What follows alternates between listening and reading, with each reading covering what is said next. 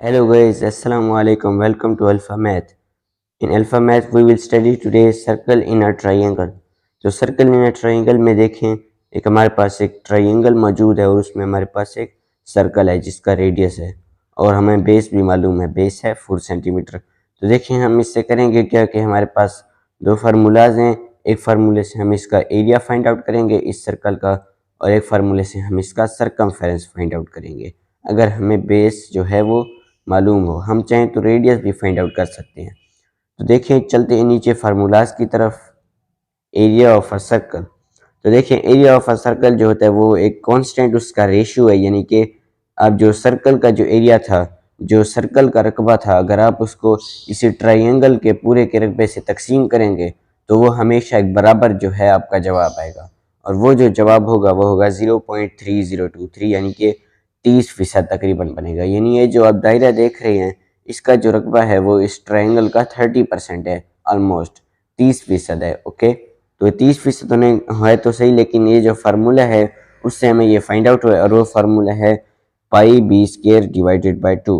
तो पाई का तो आपको मालूम है वो है 3.14, यानी कि diameter of a circumference of a circle divided by diameter, और जो बी है वो है ट्राइंगल का बेस। इस केस में जो बेस है वो 4 सेंटीमीटर है, यानी कि जो बेस है, जो उसकी बुनियाद है, उसकी यहाँ से लेकर यहाँ तक जो लंबाई है वो है 4 सेंटीमीटर।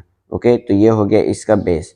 अब देखिए हम क्या करते हैं इस फार्मूले में, बेस को स्क्वायर लेते हैं, यानी कि बेस को उसी के साथ मल्टीप्लाई कर देते हैं।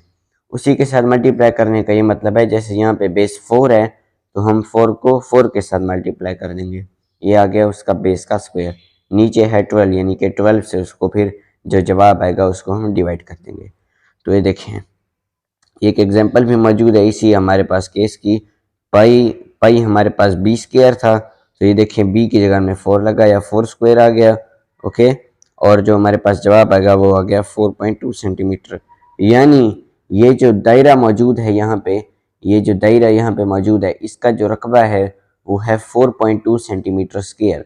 अगर ये 4 किलोमीटर होता है इस ट्राइंगल का बेस, तो इस सर्कल का एरिया जो होता वो भी 4.2 किलोमीटर स्क्वायर होता, 4 का सब 2 मुरब्बा किलोमीटर।